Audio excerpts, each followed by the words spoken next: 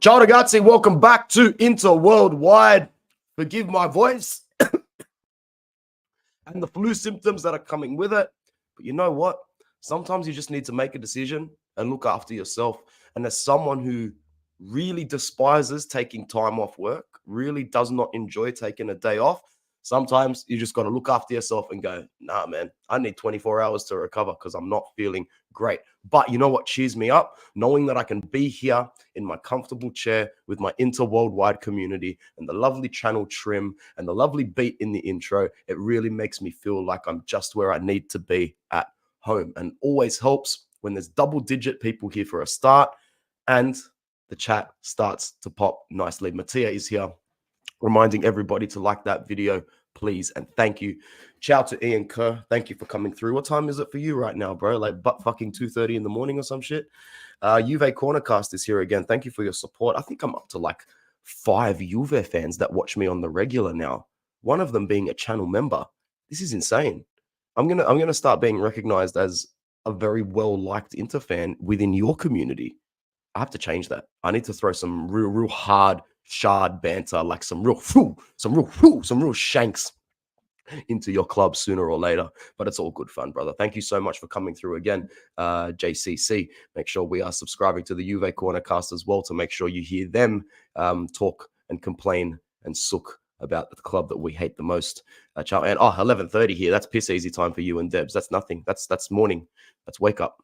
You eating breakfast? Feel better? Thanks, bro. Appreciate it. And midnight in Belgrade and Belfast in the house together. Now, today was going to be a really positive stream. And then about 15 minutes in before the end of the Poland-Croatia game, there was a reason to be negative. So we've got a few things to talk about today. We'll start with the positives. We're going to dive into Inter on the international break. Usually I don't recap or review break, but this time, I mean, how could you not? Look at how we were represented. What I'm going to do is give me a second to just sign on to Twitter. We'll do the whole browse thing where we don't do much but browse.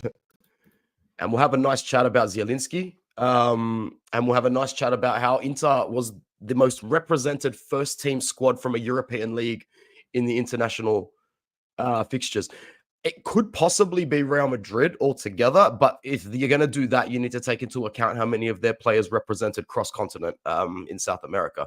So what I'm saying is that Inter were very, very, very represented at this international break at the Nations League. It was peak. It was peak. So there was a really good pick it was Nerazzurri Society, and I gypped it for the thumbnail here. So that's the one that I'm going to use because it was from a post. It was from a post that I saw him make, and it had some great little data to go with it. So what do we got? Shout out Nerazzurri Society on Twitter. Like really, really good Twitter page. Hold up, let's actually share it because this is a dope Twitter page, man. I go to it for a lot of the news. It's funny how I'm saying that as someone who has a Twitter for Inter Worldwide for Inter News. It is a waste, bro. But anyway, let's have a look at what I mean. So yeah, 7 goals and 3 assists on the international break for Inter, with these players over-representing us to the core. And we'll go into a little bit more data soon, but Hakan Çalhanoğlu continues to be the pillar for Turkey, like he is the pillar to our midfield. Alessandro Bastoni headed a back 3 against Israel and performed really well. Granted, yes, it is Israel, but the Azzurri are actually showing signs of life for the first time in a while. I'm pretty impressed with what I'm seeing. And go figure, Luciano Spalletti, when you actually don't dismember the block. Bro, this guy, hold on, side mission for Spalletti slander, that motherfucker. And I really like him. So when he fucked up Italy's Euro, yeah, I wasn't happy because he didn't need to do that. I've said this time and time again. It was not the player. Spalletti has blood on his hands for the Azzurri's Euro 2024. He dismantled the block. He played 7 players out of position. He switched up a formation that had worked for the majority of the starters for the last 4 years. under 2 managers, Inzaghi and Conte, to revert back to your double pivot. Mavafangulo. That's all I've got to say about Spalletti and his Euro. He has blood on his hands because he has reverted back to natural positions, back to a 3-5-2, and back to a tactical setup that shifts the 2 front men into more of a 1-1, and that's fine. It's fine to have a second striker deployed right beneath the striker because the trequartista role is non-existent in football anymore. Nobody plays the center attacking midfield role. Nobody is Wesley Sneijder. Nobody is Rui Costa. Nobody is Kaká. Am I wrong? Disagree. Someone disagree with me so I don't just think I'm right. Someone say, Anthony, you're wrong. Anyway, Spalletti bombed the Euros. Now, Alessandro Bastoni is showing form at the head of a back 3, which side comment should now be a priority for Inzaghi.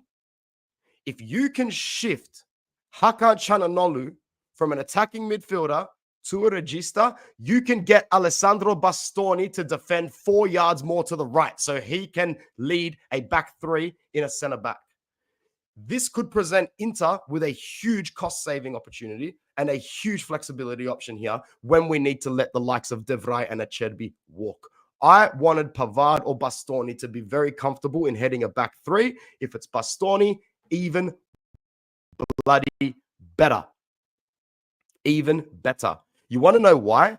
Because we already have 2 makeshift left centre-backs in Carlos Augusto and Federico Di Marco. I dare say Jan Bisek could get a run there as well. Shifting Bastoni to a central centre-back in a back 3 for Inter would be one of the best defensive investments that we made. And after seeing him play against Israel really well, and yes, I know it's only Israel, but guess what? It would only be fucking Cagliari, Lecce, Empoli, Parma, Udinese, Fiorentina, Torino. Yeah? Bastoni's not going to come up against Madrid every day. He's not going to come up against La Saleção every day. And he's not going to come up against Le Bleu every day. No.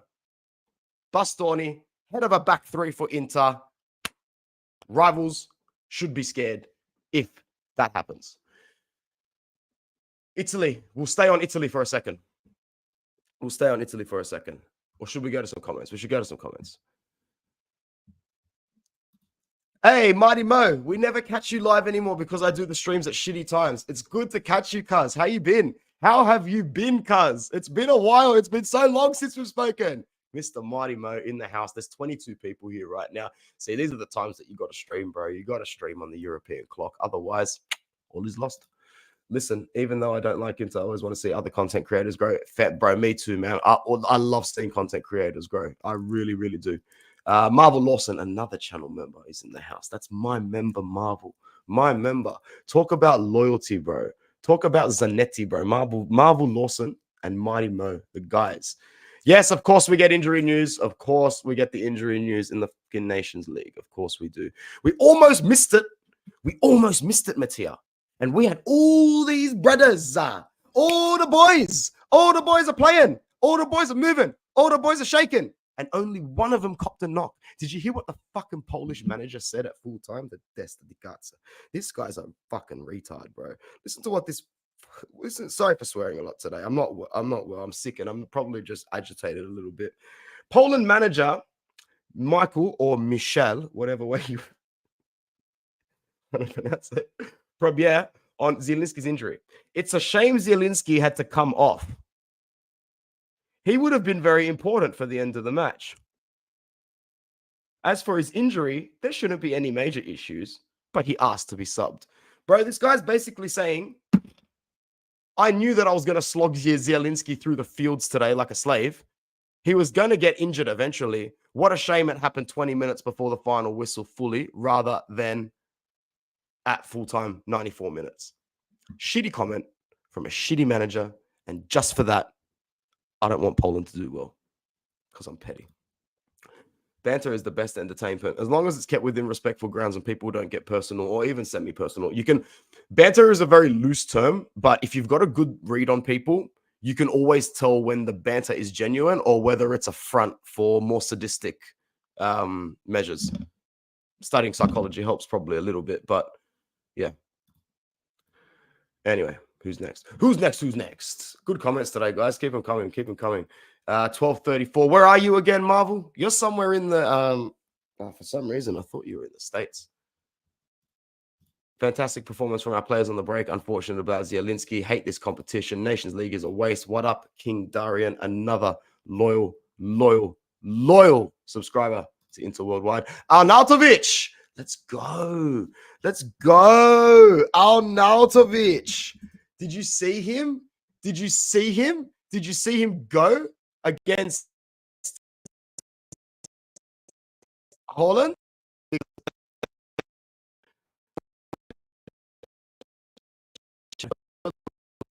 When you have Arnautovic, and I mean that. I mean that. And I'm really, really happy that he had this result because he needed it, man. He needs all the confidence that he can get. And like I always say, you should always want your strikers to score. You have to want your strikers to always score and always do well. Did they have another game after Norway? I know they beat Kazakhstan before that, and they beat them like 4-0. Arnautovic didn't score in that game, though. In fact, he didn't even start in that game. He came on in that game. But against Norway, Arnautovic starts that game, scores 2 goals, and I think he got man of the match. I don't know if he got man of the match, but he turned up. Big up to Arnautovic. Arnautovic. Yeah? Zinedine Zidanovic. No, I'm just kidding, bro. What am I talking about? Torino's interest in Arnautovic. Ooh, oh. Ooh. Oh. The thing is, bro, is that if we were to sell in January to Torino, we need to replace in January as well.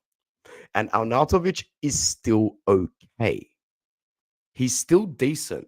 And you see this little kick that he got with Austria. What happens if he turns around and scores a couple of goals for Inter before January? It's not that easy to replace an Arnautovic for 5 months.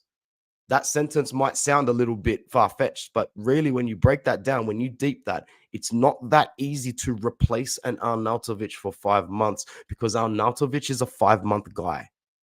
I hope I'm making sense when I say that. Arnautovic is a 5-month guy. He just did things in the international break that would make a club like Inter go, should we bring him in on loan? We've got him. Joaquin Correa needs to go, bro. He is useless. He has nothing to offer. Arnautovic has something to offer from a fourth choice attacking point of view. Unless Torino's going to come in with an emergency 5 or 6 million, which would be overvaluing him in January, I wouldn't even be looking at the offer. I would say that Arnautovic probably needs to stay, considering all things in context. Yeah, bets up. Thanks for Frattesi and DiMarco for sure. Arnautovic turned up. Why are we all laughing at Mattia? Oh, yeah, because he tells the truth. Dumfries baffles me how he plays so well for the Netherlands. Dumfries even came out and said, I love wearing the Inter shirt, but I play better for the Netherlands. Slight digs. Very minimal ones that you don't need to take even seriously. Rosemary, big up for the donation as always. Thank you so much. Long time no see yourself. Thank you so much for coming through once again. Enjoy your travels. Enjoy your life. I've just got this feeling that you live a good life. Thank you very much for the donation. We appreciate you. Sempre, Rosemary. I will come more often, bro. Working as a therapist, busy work, bro. Mabruk, Auguri, congratulations to you and all the best to you, Mighty Mo. I hope you can only do well. Kirby's in the house. Long time no see, Kirby. Long time no see, Kirby. It's good to see you. How are you, my friends? How are things? Give me another comment, man. Big up.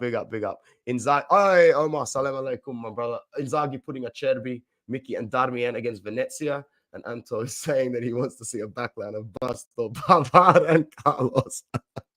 Mate, if it was up to me, you know how much I value the Scudetto full strength team every week until it becomes practically unavailable to do so. No need to rest. Start Barella against Venezia if you need to. Start everybody But at the end of the day, if Bastoni can get integrated into that back three as a head back three, mate, it would be absolutely awesome for where we can move forward defensively. Because if he can cover that role and the left center back role, it makes our vision a lot clearer. And we could actually probably think about maybe even letting De Vrij go as well as a Cherby. I just want some of these older guards off the books, man. That's what I want. If we can start moving your Mkhitaryan's, your Damians, your Cherbys, and your De Vrijs, I'm all for even sacrificing, 6 to 9 months of bad development for some newer players to come in just to make sure that we progress properly. Keeping the dinosaurs around is not a great idea anymore after winning, Seconda Stella. Once that mission was accomplished, you're allowed to be a little bit more after that. That's just my opinion. Paris. One of my friends just came back from traveling there. She said it was great. International friendlies are a waste. Yep, the Nations League are glorified friendlies. However, if Italy can top their group, they'll end up straight to a semi-final, which means they're 2 games away from qualifying for a World Cup, which when you look at the trajectory of the Azzurri in the last decade, holy Santa Claus shit. I will take that with both hands, bro. Send the Azzurri to a World Cup as soon as possible. Correa is the main one we want gone. Facts, Carboni ACL injury could well affect that transfer deal. Yeah, of course it will. Hopefully comes back and replaces Correa come next summer. Coming back, like I wanted him as the 5th choice this season, but at the end of the day, ACL injuries, man, for God's sake. I can't stand him, man. I agree. Last year in the UCL, he did well. Not really, but he still contributed something. Denzel didn't renew with us. Should we be worried? Yes. And that was a point that I was going to get to soon. Let's sidetrack that for a second. Get a quick search going on that.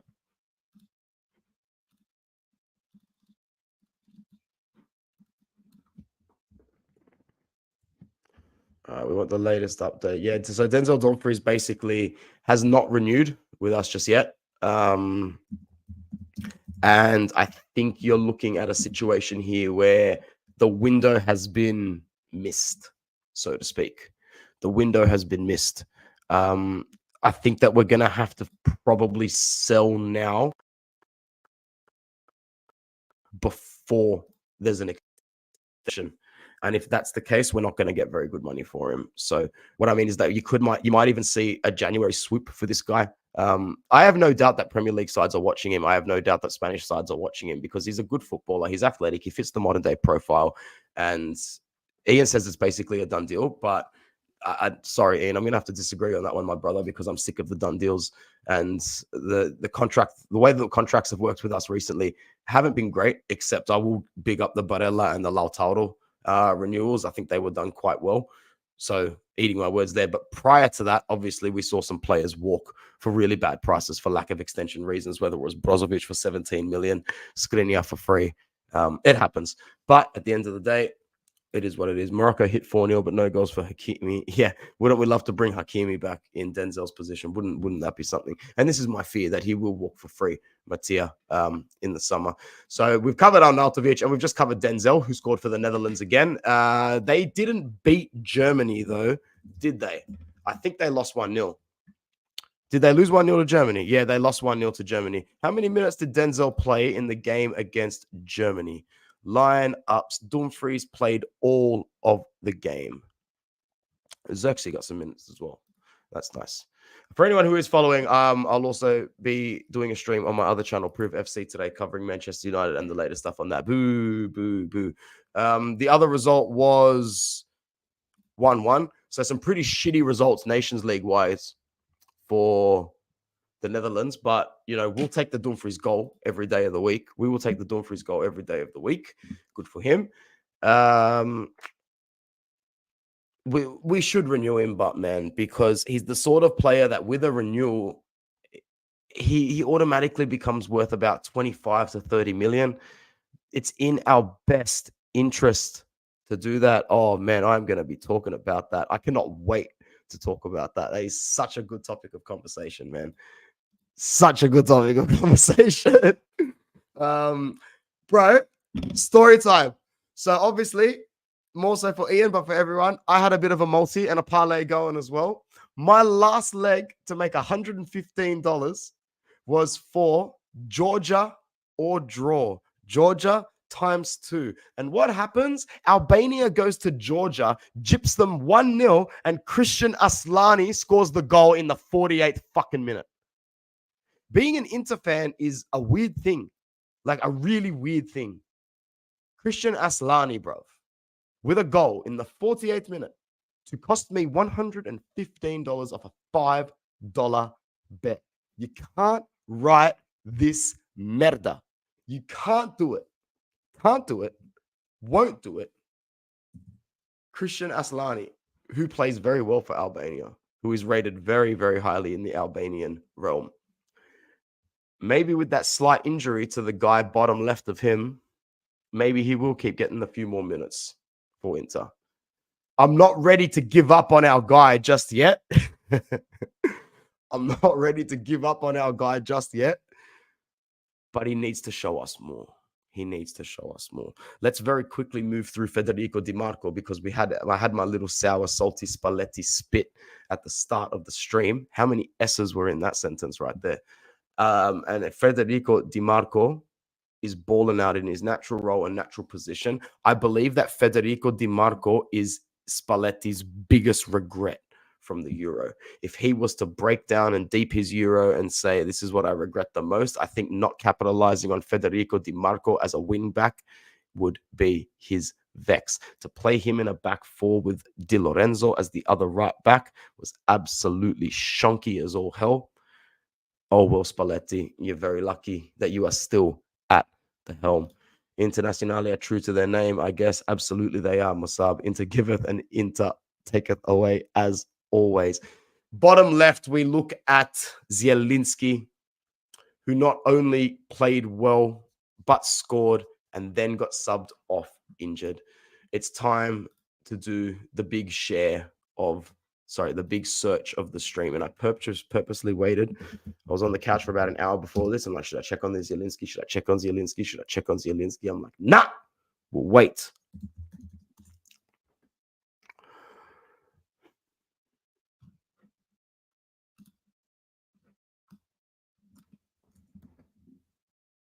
All right, let's just go with Zielinski news. On news now. All right, let's see what's going on here.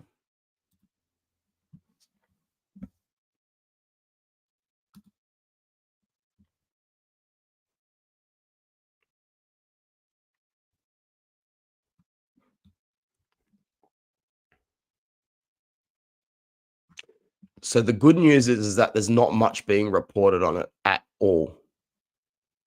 All is saying is that he's walked off injured, clutching his calf. So far, we're not looking too bad, but we'll see. All right. Yellow.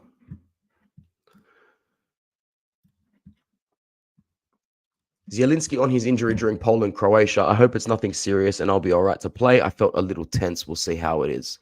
Okay, so just from those words, you can rule out anything that'll keep him out for over a month. There's no, what's it called? There's no torn muscle. There's no pinched nerves. Could be a strain. Could just be a strain. And if that's the case, he should be warm again for young boys. But if that's the case...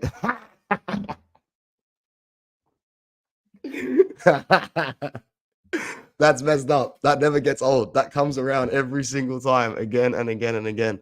But you rest him for Roma and in the Champions League, and you give him the target of being well and truly fit for Juve, and that's fine. That's fine by me. If he needs to miss just Roma and YB, I can't say it every time, or else I'll just crack up every time. It's fucking so inappropriate.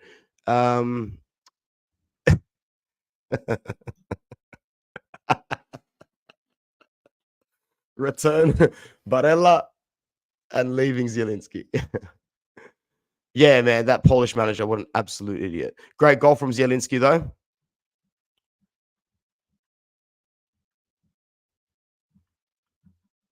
All right, Twitter's just doing a madness, and I don't think it's that bad. I really don't think it's that bad. You know what? I think we might be getting away with this one here. I think that he should only spend Roma and young boys out And then, yeah, we should be okay, man. That's not as bad as first thought. And when it comes down to this sort of stuff, you'll probably hear something official within the next maybe 16 hours. I think it's probably going to be more likely. You know what? If it's not that serious, we could be waiting till about Friday-ish, and it might come through Inzaghi's press conference. He might even say that, we've been waiting up until this point, but he'll rest for Roma. He'll rest for Roma. Yeah, they need to change the name, bro. It's absolutely ridiculous. And it makes everybody sound sus. But how can anybody not find this ridiculously funny in the most inappropriate way? Absolute morons. Good stuff on the Zielinski, but I was a little bit frightened when I got that message through the chat. But apart from his manager being an absolute moron, I think that we are going to be okay in this sense here. So big ups. Well done. Well done. Anyway, what were we talking about? Yeah, we were talking about the people on international duty. Let me go back and find that graphic. We should be extremely close to the end of that. There's probably only 2 players left. I think it might have been Stefan de Vrij and who else?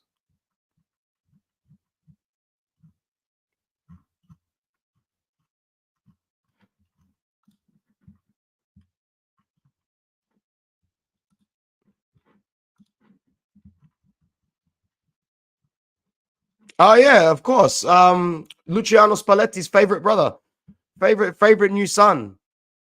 How much is Davide Fratesi doing on the score sheet? Well done. So De Vrij as well. Lots of minutes for the Netherlands.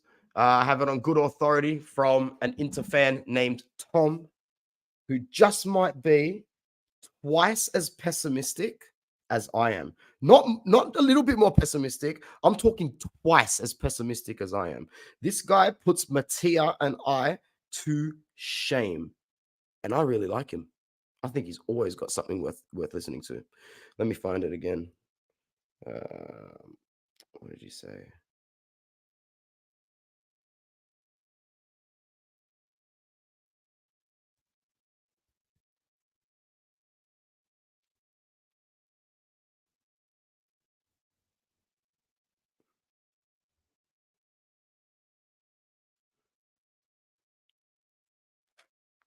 Man, I can't find it. But all I know is that he was cheering as a Dutch fan.